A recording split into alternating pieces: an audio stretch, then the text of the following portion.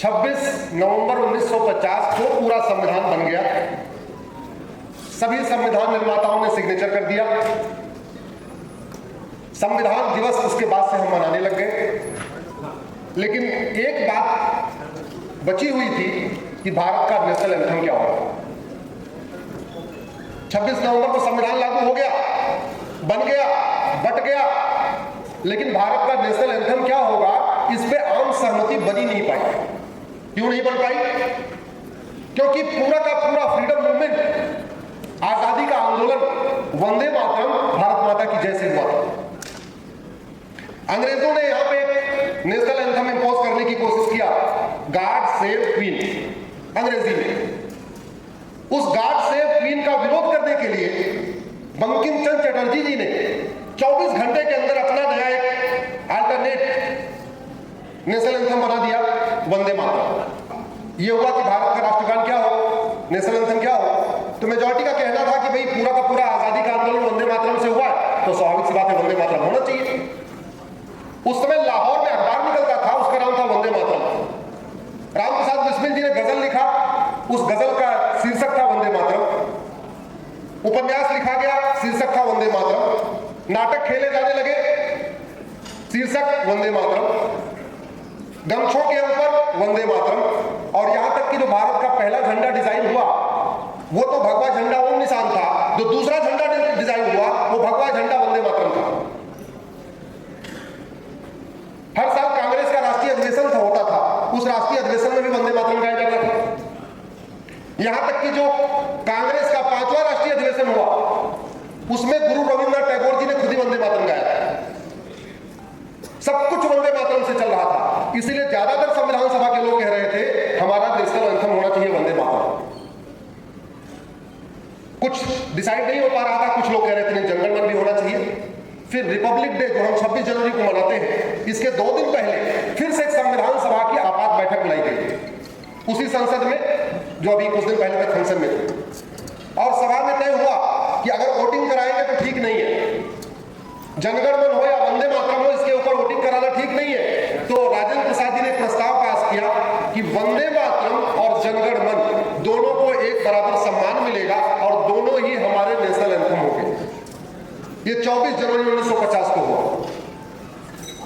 उसके बाद संसद शुरू हुई, तो संसद में क्या गाया जाए इस पे चर्चा हुई। बोले संसद में तो वही गाया जाएगा जो आजादी का आंदोलन में गाया जाएगा।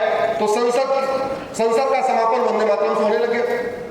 अधिकांश विधानसभाओं का समापन भी वंदे मातरम से होने लग गया। धोखा तब हुआ जब इंदिरा गांधी ने 1971 में ये नेशनल ऑनर एक्ट बनाया।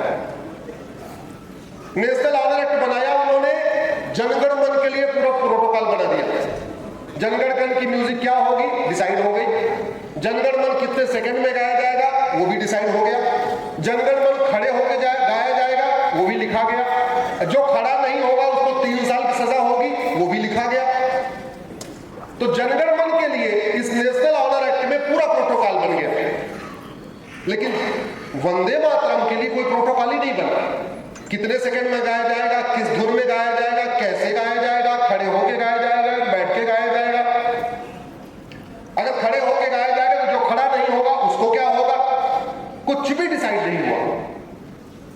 इसीलिए मैंने PIL फाइल किया, मामला अभी कोर्ट में चल रहा है। मैंने PIL फाइल किया कि जनगण मन को या तो राष्ट्रगान का दर्जा दिया जाए या तो राष्ट्रगीत का दर्जा दिया जाए। बहुत सारे लोग सोचते हैं नहीं जनगण मन राष्ट्रगीत है, नहीं, वो हम अपने दिल से मान के बैठे हुए, हमें बड़ा सम्मान है वंदे मातरम का, इसलिए हम उसको राष्ट्रगीत मान के बैठे हुए हैं। Officially technically on paper Vande Mataram का कोई कहीं कोई मतलब न वो नेशनल एंथम है न नेशनल सॉन्ग है। हमने ये कहा है माननीय कोर्ट से कि जब 24 जनवरी 1950 को ये प्रस्ताव पास हुआ था, संविधान सभा ने प्रस्ताव पास किया था कि दोनों को एक बराबर सम्मान मिलेगा, तो वंदे मातरम की भी म्यूजिक डिसाइड होनी चाहिए। वंदे मातरम कितने सेकंड में गाया जाए ये भी तय होना चाहिए। वंदे मातरम की धुन क्या होगी ये भी तय होना चाहिए। और वंदे मातरम अगर जो इंसल्ट करे वंदे मातरम की जब अगर खड़े होके गाना है जो न खड़ा हो, या जो भी जनगणमन का प्रोटोकॉल है उसी तरीके से वंदे मातरम का प्रोटोकॉल बनना चाहिए।